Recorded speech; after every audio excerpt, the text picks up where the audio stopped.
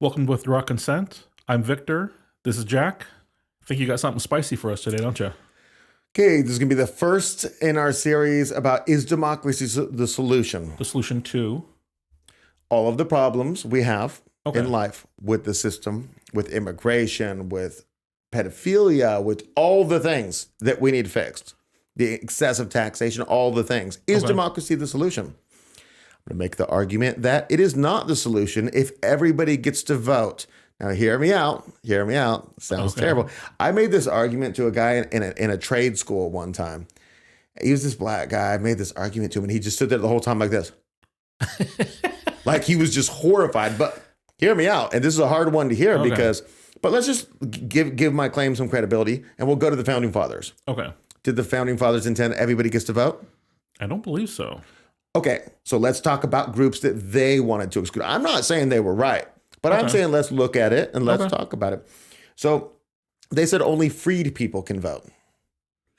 Okay. We know what they were talking about back then, and now we're talking freed people means people who weren't incarcerated. Okay. That's what we mean when we say freed people now, because thankfully there's no slaves. So what do we think?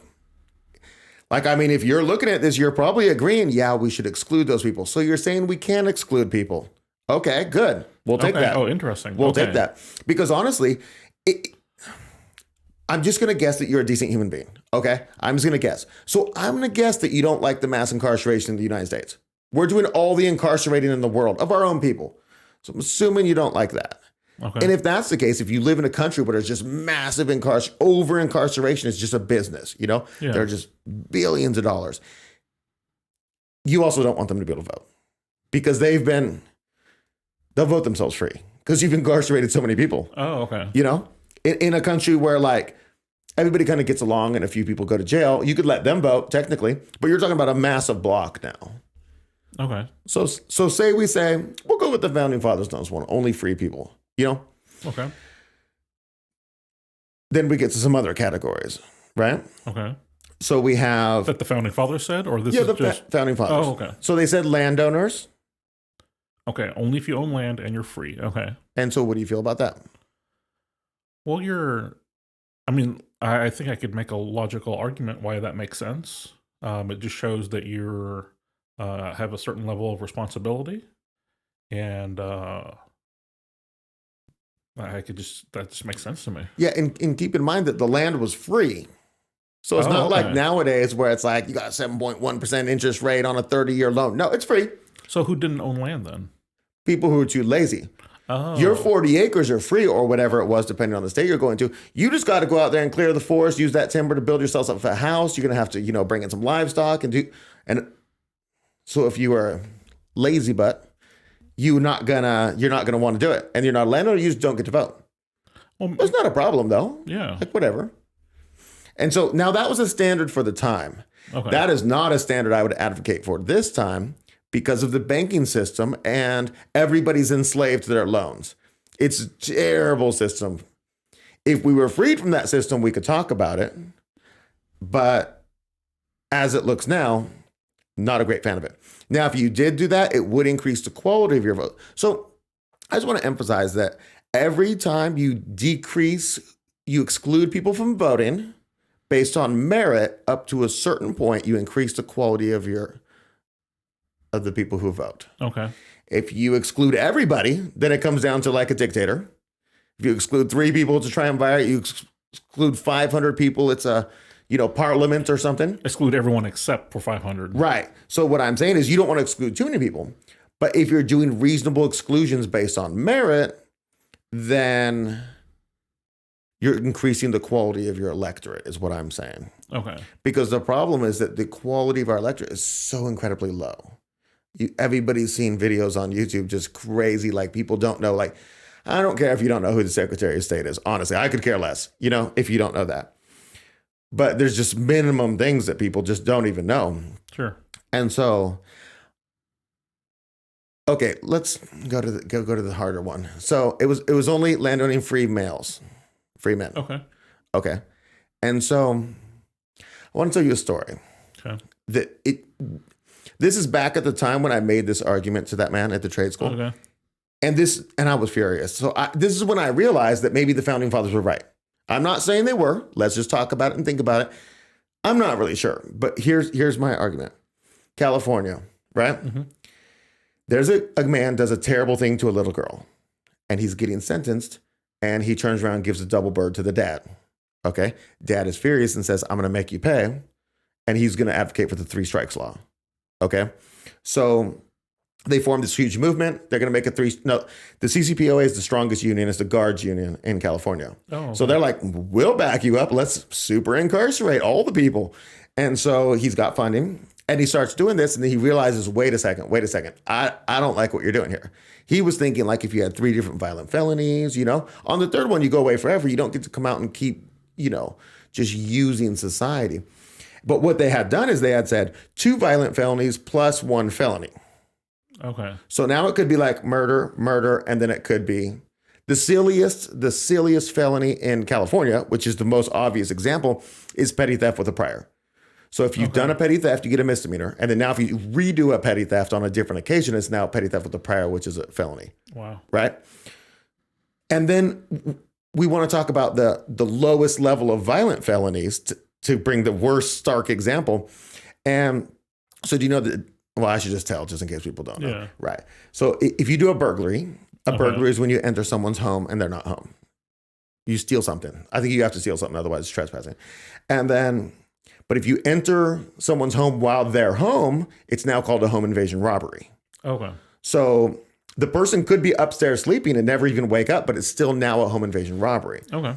But California classifies burglary as a violent felony because every burglary could be a home invasion robbery. Oh. You never know if grandma's upstairs. You never know. And she could wake up and stumble down the stairs and then you panic and do something. Somebody's dead. So basically you could do petty theft. Then you could do burglary, then you could do petty theft. And that's 25 to life. Interesting. And so this guy wanted actual violent crimes to be the 3 crimes and the 3rd crime to be violent. So he completely flips and says, hey, everybody cancel. Don't vote for this. Do not vote for this. It's still, up to be voted for. And it passed. This is like early 90s, right? Yeah. I don't remember the exact year. I did 93, I believe. And so this is not the story that made me furious. That happened, Okay. And then the one guy, he went to jail for 25 years to life for stealing a piece of pizza. Another guy stole 2 pairs of pants, and then just slews of people are going to jail. So the guy is now doing a crusade against this law. The father, he's got to now fight, but he's fighting the CCPOA. Right. Like the people of California, if they heard it, they wouldn't really want it. But they're just watching the propaganda on the news. Right. So they don't know. And they still hear the story about the guy who stole the piece of pizza, and they're like, that's abhorrent. You voted for it. You voted for it. Now vote with the father and fix it. So basically what happened is they got a bill going to change it, to fix it. And it's kind of got the support of the people, even though the CCPOA is running against it. I can't remember what year it is, early 2000s. And Arnold Schwarzenegger, Republican governor. Okay. And so about 3 weeks before they come out with an ad campaign, I didn't see, but probably funded by the CCPOA. And what they say is, if this law is changed, it'll let out tens of thousands of murderers and rapists. Okay? Technically, that's a true statement. Because if somebody's done petty theft, murder, done their sentence and got out, done burglary, and done petty theft, that could be the guy who stole the pizza. Right. But he's double jeopardy. He's already done that. He's already paid for that. He's not a murderer. He's a pizza stealer. Or maybe burglary was his last name. So technically what they're saying is true, but nobody whose 3rd strike was murder or rape would be let out. Right. Because they've already fulfilled the sentences for those. And it had overwhelming support. And then the support started dwindling. I stayed up all night. I was there like it hit 50-50 at 2 a.m. And I'm just staying up like, I got to see how this goes. This is a social experiment. Can they just BS you all the way to you abandoning your own values and just saying, screw justice, screw these people, let them rot? Yeah. Sure enough, blocked it. This is when I had the conversation with the guy. Do you know how they blocked it though? It was that Arnold Schwarzenegger propaganda. Do you know where it was going? The propaganda was directed? No. At suburban housewives. Oh, interesting. Any logical human being could look at that and be like, that's not true. Yeah. I'm sorry, that's not true, right?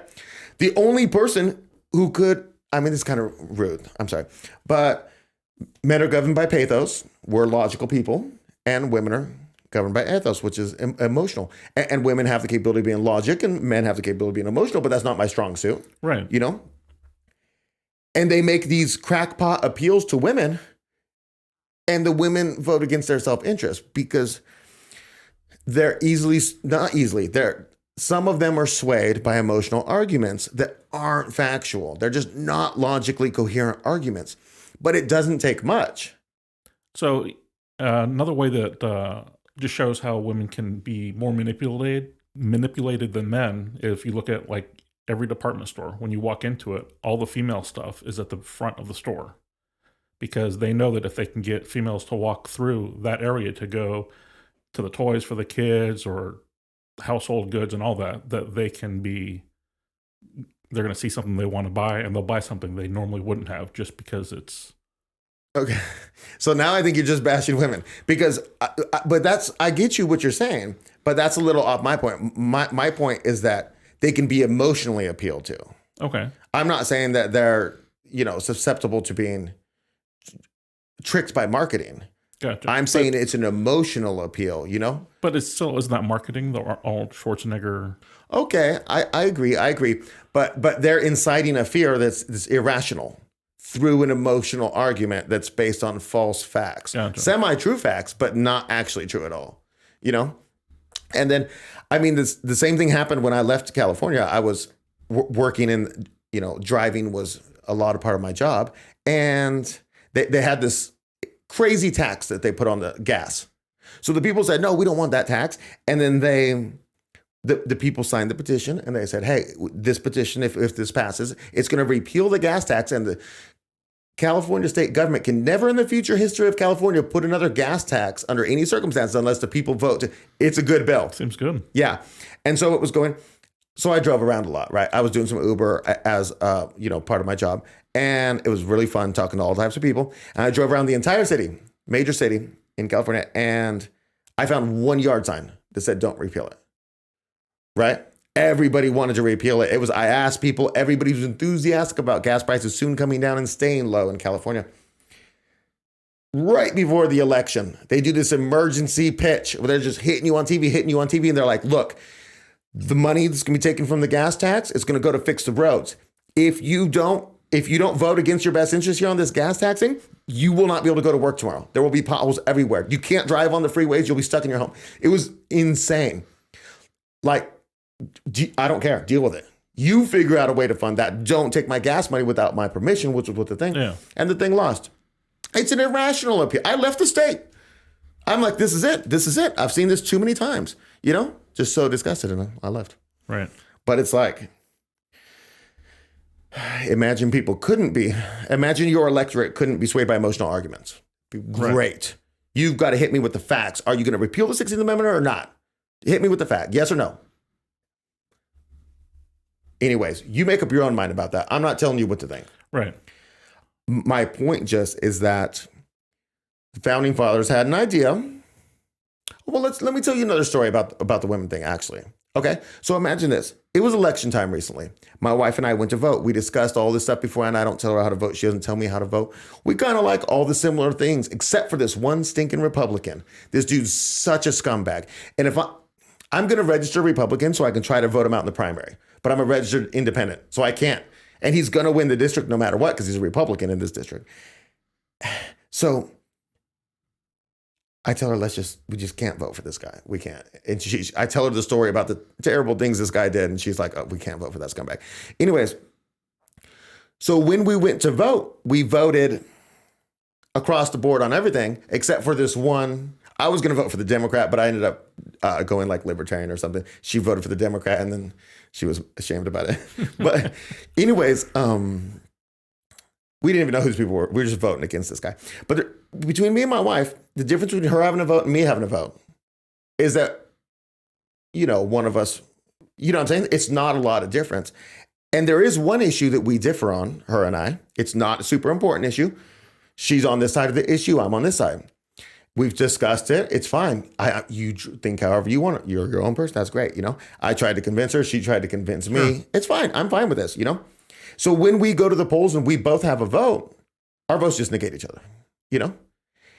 If she wasn't allowed to vote, we'll say, and I was going to the polls and voting for my family, what would I do? Just wouldn't cast a vote on that one issue. It's as if we both voted. Now, if it was something that I thought was endangering our community or something, I would just go against her and tell her, hey, I went against you because I care what's in the best. But it's not that. It's not a super serious issue. It's a personal preference. So what I'm saying is there's not a lot of difference. It would hurt people. And the people it would hurt would be single women, because single women would be without representation. And I'm not even talking about widows, honestly. I'd let widows vote, no problem, under this. Because widows have had a logical influence on their life for such a long period of time. You deserve it. Respect you. Your family still gets to vote. Like you're like the matriarch at this point of some family, or no matter your age even. But it would only be single women who would be affected by this.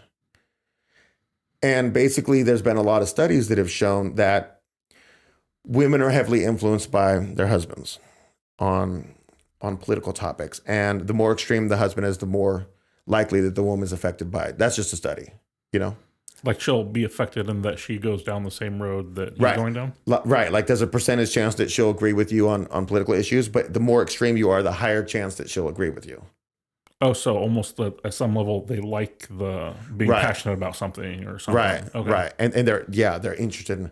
So, but what I'm saying is all these young women we're pretending the single women are young, we're going to say, but they haven't had that influence. So they haven't had if they have a father, I hope they do, and it's in their lives, then they've had that, but that's different than having a husband. Yeah. And it's us and our family, So that's the people it would negatively affect. And I'm not advocating for this. My whole point, though, is that I'm asking you to think about it. My whole point, though, is that if everybody does get to vote, it just doesn't work.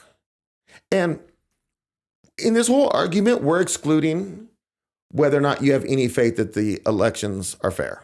Right. Because this is all assuming the elections were fair. Right. So within the context of the system we're in now, elections aren't the answer at all. What I'm saying is democracy a solution for after this system? And then I say, if you say, well, after this system has passed, let's do a good democracy where everybody gets to vote. I'm going to say, it's not going to work. Yeah. This is what you're going to get. Sorry. They've done that, yeah. Yeah, I watched I want to say it was a sci-fi movie. I don't think it was a book. But basically the aliens were dumbfounded that, wait, your smartest people aren't the ones that pick the leaders for you? And they just couldn't understand how. Yeah. And I'd never thought about it that way. Wow, that's really true. But you can't have, like you were saying, it can't be too few of the elite. It's got to be a decent percentage or. Right. But anyway. And smartness is an arbitrary judge too. That's because true. You could be a high school dropout and be on point, but and you could be a college graduate and just be dumb as a box of rocks. Exactly. I mean, it happens frequently. Yeah, more often than not. We hope you enjoyed this look at democracy, specifically voting and who gets to vote. It's just really kind of a world-building theoretical discussion. If you join something like, withdrawing consent and that type of thing, you are expecting the current system to not exist for your whole life. And if that's the case, the idea of these types of thoughts are trying to figure out what has worked in the past, what could work in the future, and what do we replace the current system with, if there's any changes at all. And so hopefully no one got offended. This is just a logical exercise that we're going down and just kind of thinking how things could be. And if you did get offended, does that mean that I'm right in everything I'm saying? If it caused an emotional reaction in you and you said, how dare you? Am I right? Because that happened? Right. What's the logical? Do you have a logical argument? If you do, we'd love to hear it. And there's no right and wrong with this. I agree. This is just, what if this? And does this make sense? And just trying different things. So hope you enjoy this. Talk to you next time.